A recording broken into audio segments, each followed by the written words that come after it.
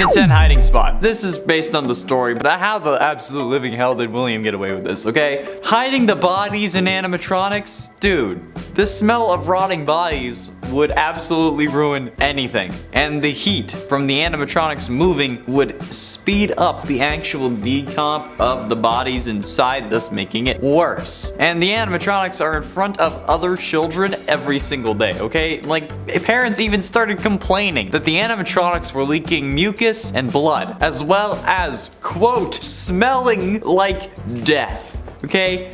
If this was real, and William getting away with this wasn't important for the story of the games, he would have been caught instantly. They never found the bodies of these kids. Like, oh, we never found the bodies of these kids that supposedly went missing in this pizza place. But now their animatronics are starting to leak blood and are reporting to smell like death. Maybe we should check these out. Oh man, look, 5 dead bodies corresponding to different victims that went missing on the premises. William, you're under arrest. See, like, I don't get how this wasn't cut and dry. How this didn't just... How? In at 9, Mrs. Afton's death.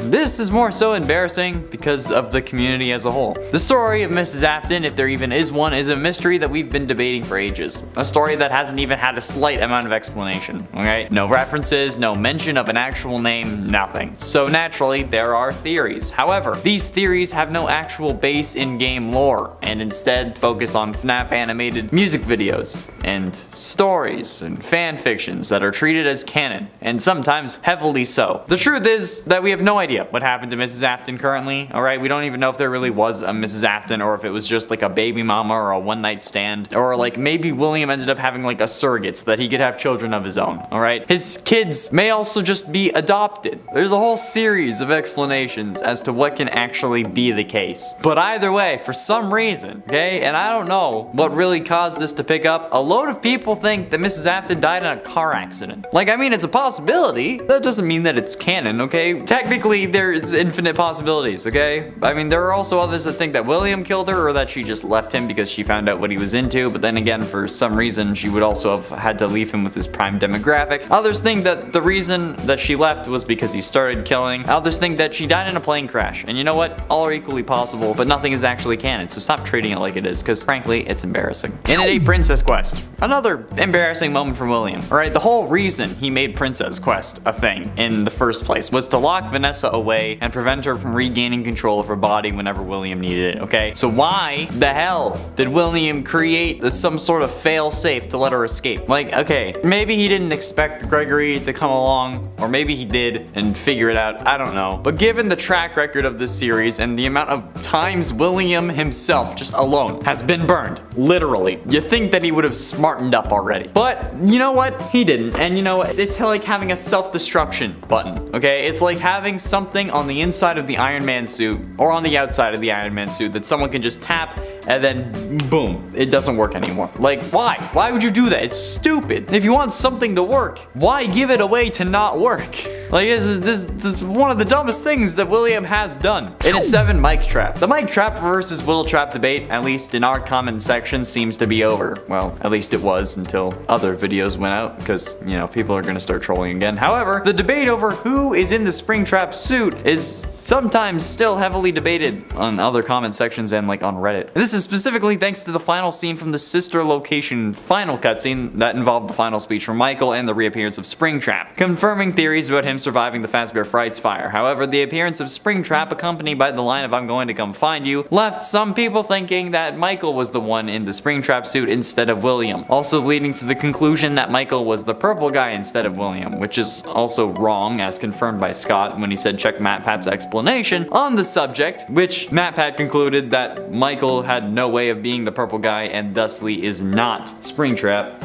But, you know, people are still yelling about it. Even Scraptrap reignited this debate. Like, people now think, or at least used to also think, that Scrap Trap was Michael or William, and that Spring Trap was William or Michael. And it's 6 Pizza Bot. One of the most interesting things to me in Security Breach was the Pizza Bot minigame, where you choose to go to the bottom of the Pizzaplex, and then like you go through the vent and try to escape the Pizzaplex instead of going through L chips. At that point, you end up getting locked in a security office where Chica is outside the only working door. So to lure her away, you need to make a pizza using one of the chef bots. So then she goes and gets the pizza, and then you can leave through the door. It's actually like a really cool look into like the Fazbear Kitchen and how it operates now, with service bots kind of taking up the positions of people because they can be unpaid, but also I'm guessing are more reliable to not kill people than humans, which is kind of funny when you're talking about this series. However, the funniest part about it was when I got stuck in the sauce machine and decided to say, "Oh no, Steph Chica," and that's what made this embarrassing for me. I said in a different video I would talk about it at some other point, and this is that point, okay? I don't know how it happened, but when I was making the pizza, I got phased into the sauce machine, which resulted in me being unable to actually finish the pizza, so I just had to wait to be jump scared to retry. But while I was waiting, I decided to say, "Oh no, Step Chica, I'm stuck in the sauce machine. I hope nobody comes by and licks sauce out of my," and then I won't finish that sentence because I think it's fairly evident where I was going. Yeah, that was a low moment for the barnacle. Halfway through into number 5, real life. The Twitter account Diamond Zia on June 27, 2020 tweeted out 3 photos with the line, "FNAF will be real in 48 hours. These pictures were of news articles. One from USA Today titled 5 children have gone missing inside Chuck E. Cheese. Parents report smells coming ... One from Associated Press called, quote, "Post-hour worker at Chuck E. Cheese reported dead at 27. And a final one from the Something News titled, "Night shift worker at Chuck E. Cheese claims strange movements from animatronics during post hours." However, this title had animatronics spelt incorrectly.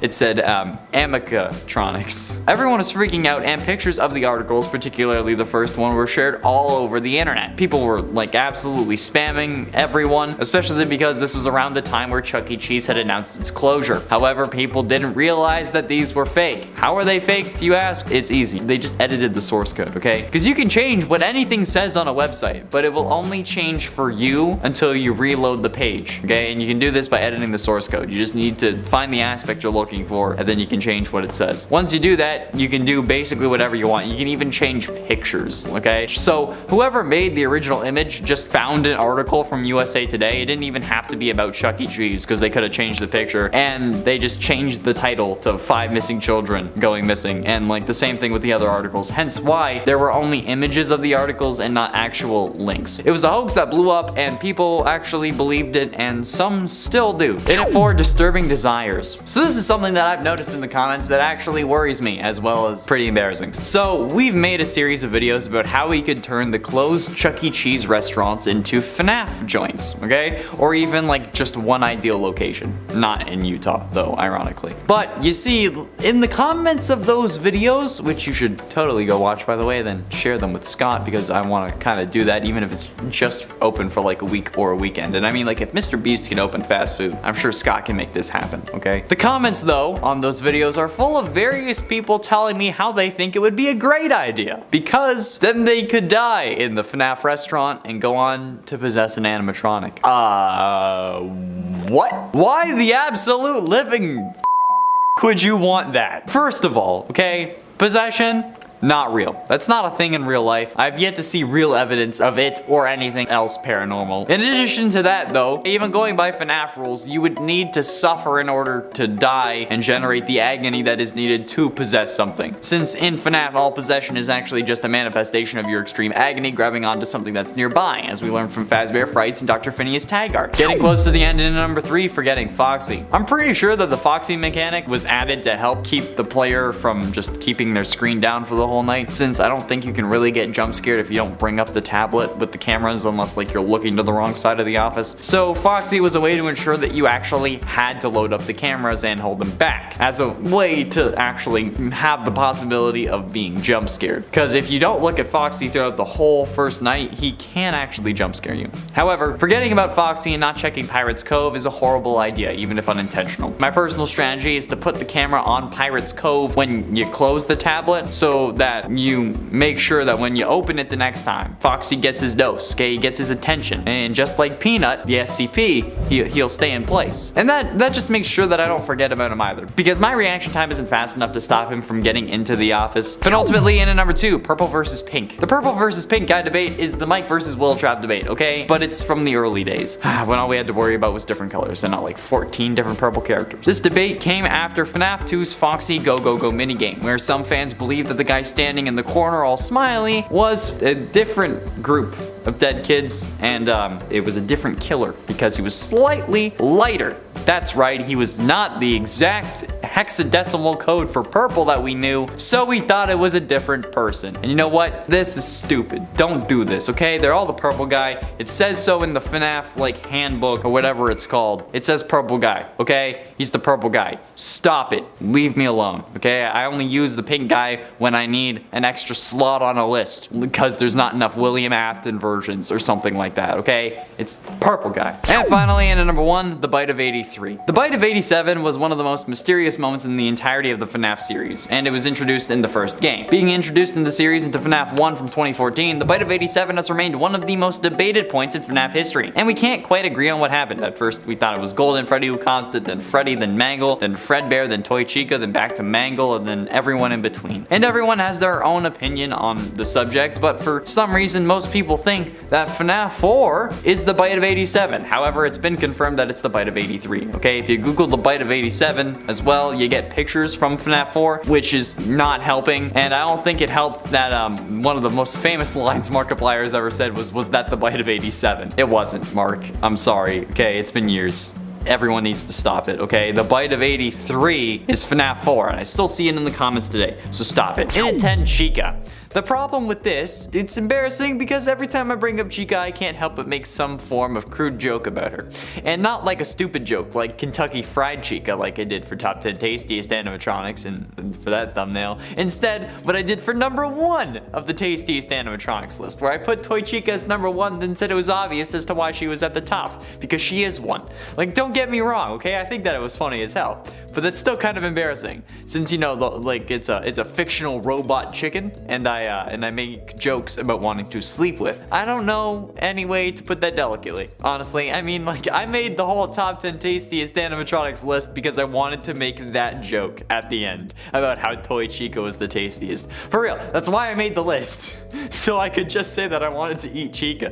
Yeah, embarrassing. That video was made when we only had 90 FNAF videos on the channel though. 300 later, and I cry anytime I hear a nose honk. And at 9, 5 honks at Cali's. And by Cali, I mean California. Since back in 2014, when the first FNAF game came out, Smosh Games did their first FNAF Game Bang, as they were calling it. Game.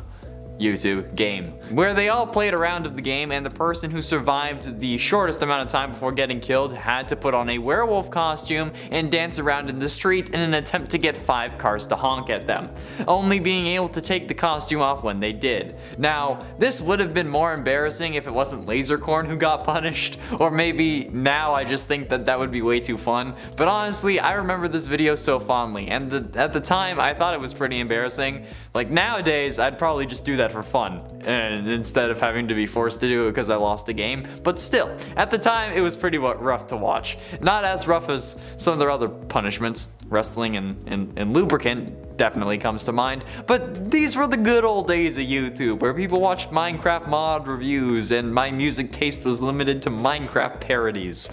Oh, and when I didn't talk about FNAF for 8 hours a day. And at 8, Manglevent. Eddie VR is one of the most popular VR tubers on YouTube currently, with over 6 million subscribers at the time of recording. He was really put on the map though thanks to his FNAF VR Like a Mexican series, which he also continued with his FNAF Security Breach Like a Mexican series on his second channel, which also used to be his main channel.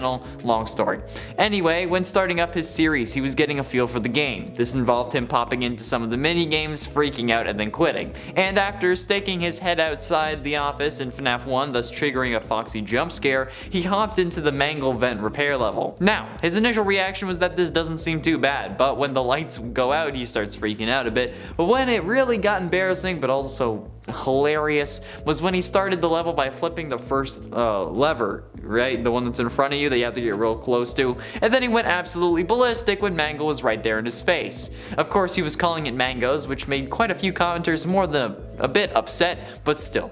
Absolutely hilarious, but I'm sure not for him. And at 7, Music Man! Now, a more recent embarrassing moment, or maybe it's not embarrassing to him, MatPat was reacting to the latest trailer, at least at the time, for Security Breach, when he sees a giant Music Man crawl out of a hole in the West Arcade, a sequence we now know as one of the best in the entire game. But his reaction to the character's first appearance, iconic, with a very intense Music Man! MatPat flipped about being right with one of his mini theories about the legs we see on screen in Freddy and Friends on Tour episode 304, where he claimed that the white gloves really indicated that it was going to be Music Man.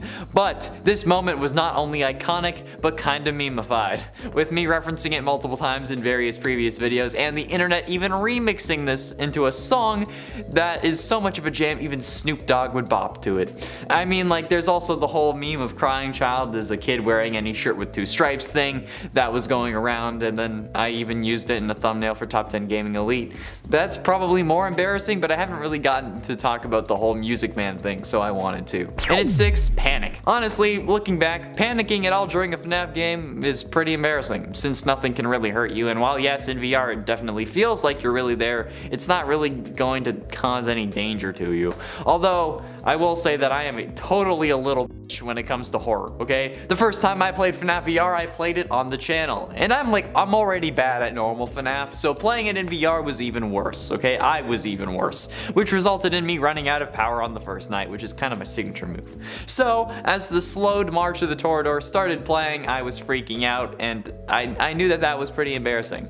But not only that, I actually then proceeded to survive the night since the time hit 6 a.m., thus making all that panicking worthless and for nothing. I'll let you in on a little secret though, okay? Well, what you saw was embarrassing. The reason I find it so embarrassing was because I was closing my eyes in the headset. Yeah, I had planned on reacting to the jump scare sound, since I would be able to tell audio-wise and I wouldn't have to deal with Freddy in my face. But yeah, closed my eyes in a VR headset because I'm a little bit. Halfway through, into number 5, Springtrap Rule. One of the other most embarrassing things that, while may not have happened to anyone or in any of the FNAF games, is just the sheer amount of famous internet rule images and videos that there are for these characters. But like, okay, look, with Chica, I get it. God damn it, there I go again. But the worst one of all, at least I think on the embarrassment scale, is Springtrap Rule 34.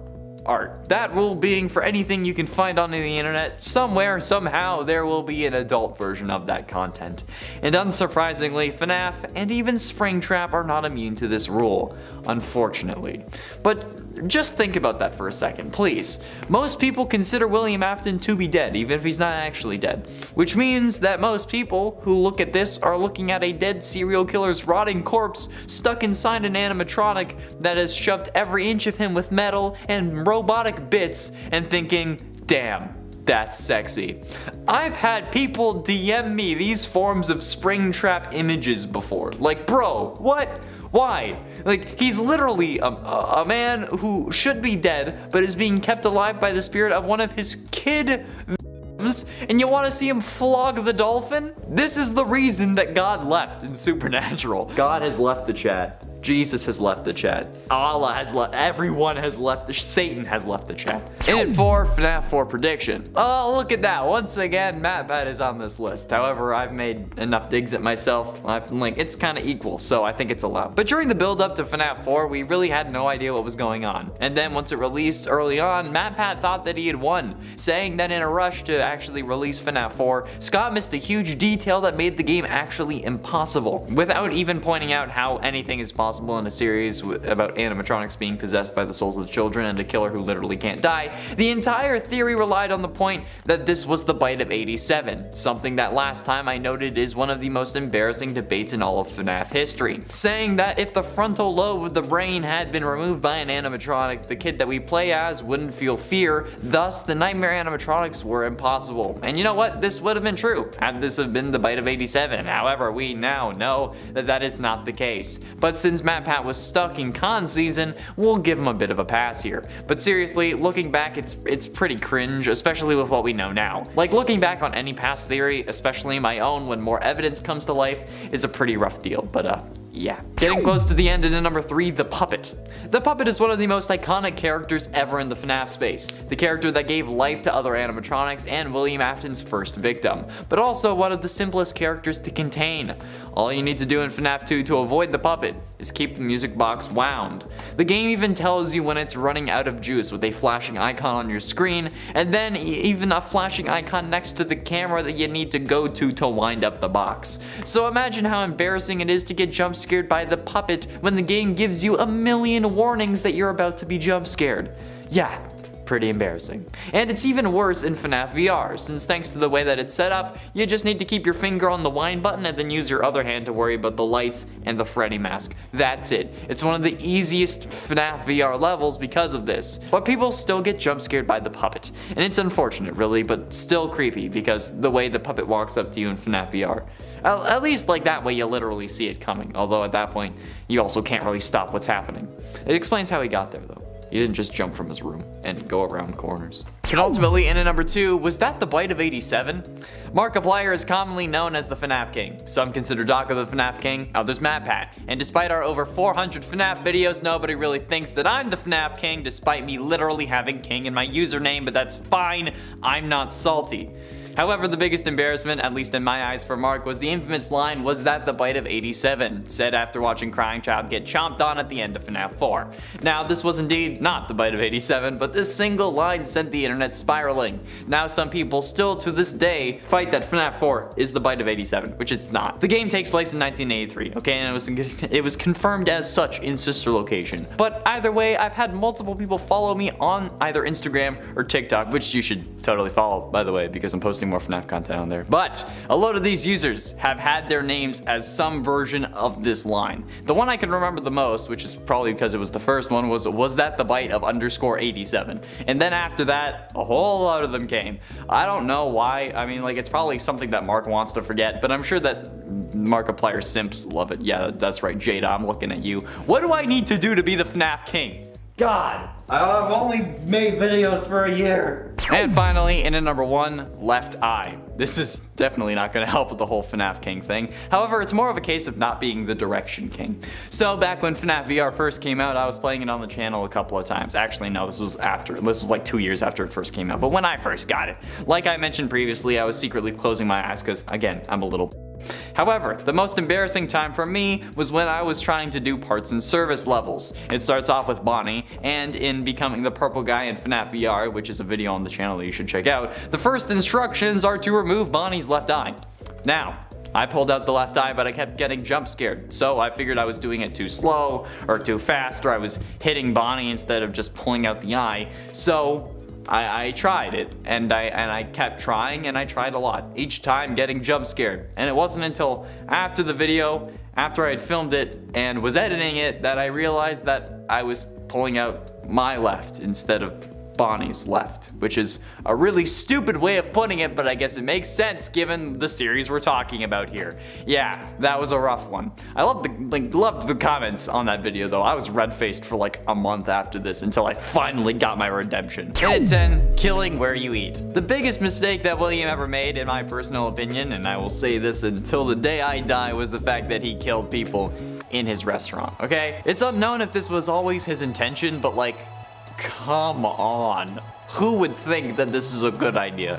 Like, who in the comments wants to come at me and try to justify killing your prime demographic in your place of business, okay? Dealers don't kill their customers, okay? Mechanics only bleed their clients dry of their money, not their blood. So like, why would William think that this is a good idea? Literally, go anywhere else. This is just like, it's basically killing in your house and then like calling the cops and saying, hey, I killed someone in my house. It's putting unwanted attention and scrutiny on literally everything you do just so they can try to catch you. Like, you even end up getting banned from going back into your building when the investigation is underway. And it's not like it helped your business. You had to close the first location because of this, resulting in you having to open another one that killed your daughter.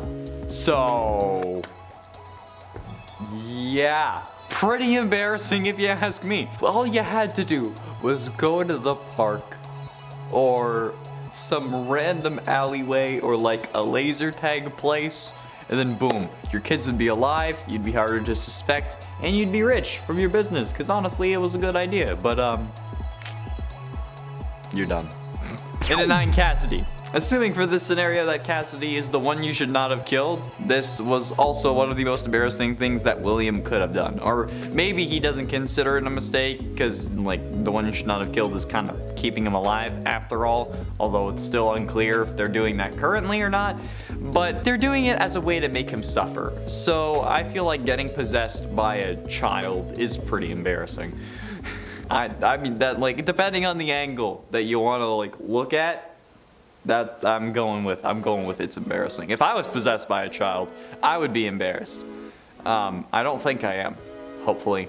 But even if he does like consider this a good thing, or if Cassidy doesn't end up being the one you should not have killed, which in my opinion she's not, but like killing those 5 kids that made up the missing children's incident that likely ended with Cassidy, that's dude, come on, we already talked about it. You killed in the wrong place. It's embarrassing. So, you know what? If you don't want to count Cassidy as the embarrassing mistake, count the missing children's incident as that mistake, alright? Just count it whatever way you want. It's on the list, deal with it. And at 8, Charlotte. While yes, Charlotte may have been Afton's first true kill, causing his descent into absolute freaking madness.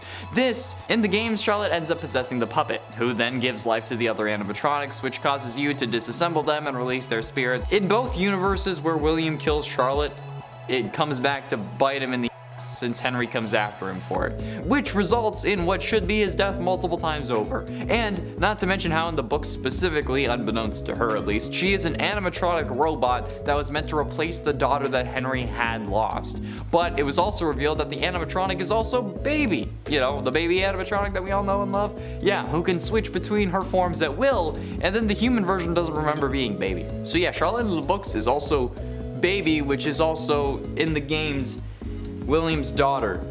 And it's 7, hiding spot. Okay, again, how the absolute living hell did you get away with this?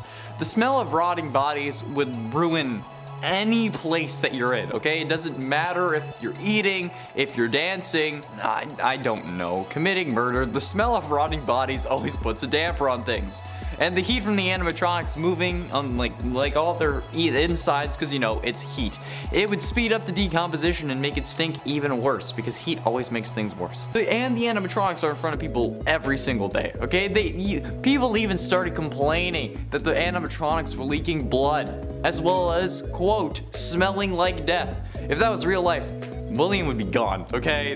He would have been caught instantaneously. Like, oh man, we never found the bodies of these kids. Wait, hold up. These animatronics are leaking blood, smell like death. Call Agent Booth. We need to check these. Then they found the missing kids. All right, Afton is under arrest. They already suspected him. And I mean, like, having bodies hidden in your animatronics where you're the technician for the suits and also, I don't know, the CEO. Yeah, you're instantly incarcerated. I don't know. I don't know how this wasn't just a clean-cut case. Okay, I know that was important for the story of the games, but it shouldn't have happened, all right? His whole plan is a dumpster fire of embarrassment, and I love it. And at 6, Henry. Why did you think that killing Charlotte wouldn't have any consequences, okay? Like, you killed your business partner's daughter. That was probably pretty obvious to him, especially since he already suspected you were up to something, and he took extra care to protect his daughter, and then she still died. That is 100% the superhero origin story that Henry needed. A vengeful father if I have ever seen one, and he didn't even need vengeance when he was putting that green bracelet on his daughter. So then, you know what? Then he's after you, or it seems like it, and you don't kill him next? Like, killing Henry would have done so many wonders for your criminal career. I mean, like, yeah, the cops were already suspicious of you. As long as they can't find a body, they've already said that, like, they can't arrest you without a body, apparently. So if they won't put you away for 5 missing kids, they won't put you away for a missing father as well. Especially a jury who has to be convinced beyond a reasonable doubt that you're the killer. And I mean, like, I don't know, that's kind of up in the air, and like, you'd rather not go to trial if you were being charged with murder, but still, without a body, there can't really be any forensic evidence. So if you just, I don't know, throw it in a wood chipper. Again, these videos are going to be the reason I get hauled into the police station. Halfway through into number 5, Elizabeth. Speaking of mistakes, let's talk about his own daughter. I get it, because she's a mistake. Actually, we don't know. She might be. I don't know how William thought that, like, this was a good idea, though. Like, I feel like this guy, like, trying to brainstorm how to capture kids more efficiently. And like, he hadn't even started killing at this point. He's like, oh, I know, I can make a robot to lure them in with ice cream and then grab them where they're close. Okay, so what's it gonna look like? Oh, let's call my daughter and ask for some design tips, you know? Then like Elizabeth ends up making the most predictable move ever and going directly against her father's instructions like a kid to go see the robot. That's basically perfect in her eyes. William, why? Why did you think that this wasn't going to happen? You had to lock your child in his room so that he wouldn't go to Freddy Fazbear's fucking Pizza, and you think that your daughter isn't gonna walk up to an animatronic, especially at the age where they want to piss you off. And they're also seemingly loaded because you own a successful entertainment business, okay? Spoiled rich kids listening to their dad when they say to not touch a giant robot that was made to appeal to kids. Yeah, that's gonna work. God, you're a special kind of stupid. It's embarrassing. It is embarrassing. It is truly embarrassing, bro. Okay? All you needed to do was have a blacklist and say, don't kill these kids. And you would have been fine. But no. In it for fun times. Now, there's no doubting what you've achieved on a technical level. These are clearly state of the art. There are just certain design choices that were made for these robots that we don't fully understand. We were hoping you could shed some light on those. Well, she can dance, she can sing. She's equipped with a built-in helium tank for inflating balloons right at her fingertips. She can take song requests. She can even dispense ice cream. Yeah, with all due respect, those weren't the design choices we were curious about, Mr. Afton. Yeah, that classic line of William seemingly being interrogated by the police that plays the first time you open up Sister Location is definitely showcasing how embarrassingly stupid this guy is.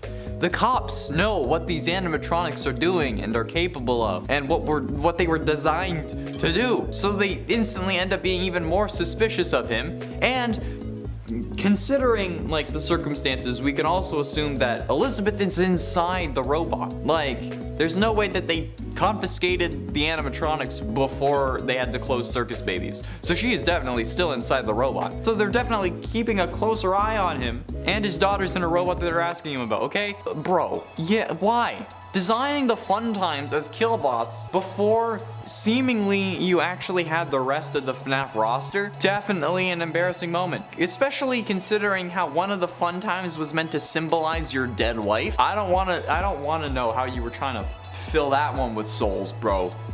Leave me out of it. Getting close to the end in number 3, Crying Child. I've had a ton of people complain to me about how Crying Child's death wasn't William's fault, since he wasn't the one who put Crying Child's head in Fredbear's mouth, okay? And then the spring locks failed because he was crying. But let's be honest, there is no logical way that animatronic jaw should have crushed his skull. Even the spring locks, okay? The spring locks weren't active and would have required a lot of power to actually accomplish this goal with just normal opening and closing power of a jaw.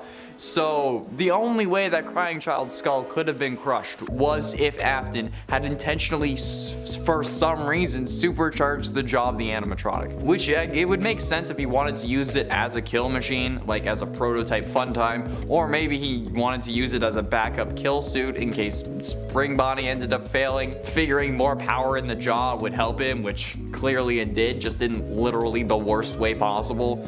There's also no way that this is a spring lock failure, guys, okay? The suit was already in animatronic mode, meaning that the spring lock mechanisms that are the reason that it could fail, because they're used to keep the robotic parts to the size that someone can fit in the suit, weren't being used because it was in animatronic mode. So they don't need to keep the robotic parts to the side. The spring lock failure problem comes when those mechanisms are put under stress of having to keep the parts away from the person in the suit, okay? And then if they get wet, that's when they can loose and then That's why they can't get wet, okay? Keep in mind that the term spring lock in this context is being referred to the parts that move the robotic bits away inside the actual suit. Since the suit is also referred to as a spring lock, I feel like I kind of need to clarify that. And ultimately, in at number 2, Princess Quest. The whole reason Princess Quest is a thing in Security Breach was to lock Vanny away and prevent her from regaining control of her body. So why did William create or allow for the creation of a fail-safe to allow her to escape? I mean, sure, they didn't expect the size of a 4-year-old kid to come along and figure it out, but given the track record of William, you'd think that he'd have smartened up after at least 40 years. But that's like having a self-destruct button on the thing that's gonna save the world, that the villain can just come up and go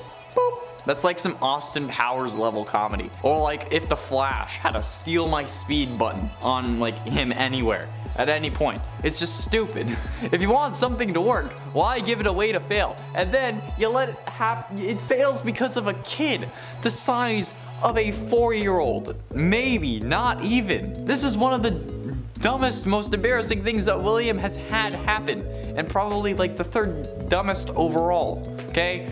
But seriously, what was the point behind the way to undo your evil plans? Well, that's like one of the most ridiculous, unbelievable things in a story about serial killers getting possessed and animatronic robots getting possessed. I know that it was like it was required so that we could have a good ending to this game, but like that ending isn't even canon, so we don't care about it.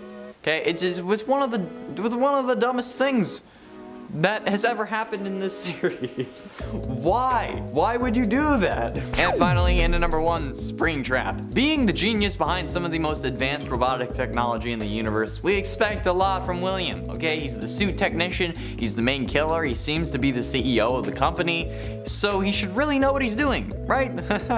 Apparently not. Since after discovering that the original 5 animatronics were possessed, he disassembled them to learn their secrets. This inadvertently released the spirits of the original 5 victims, though, causing William to panic, which is understandable since firstly they're freaking ghost kids that he never expected to see again, and also because they're the ghost kids that he killed. Okay, so this absolute animatronic genius, the technician that has handled the suit maintenance for years and has explained to every employee the proper procedure for the spring lock suits, including the spring bodysuit that he uses, ends up climbing inside the suit in a panic in an attempt to make himself feel more powerful and maybe scare off the ghost kids. However, he's so smart that he didn't notice the moisture in the room, the leaking ceiling, which causes the spring locks that were active at this moment since it was in suit mode to fail, which would have killed him had he not been possessed by the one you should not have killed. Yeah, embarrassing.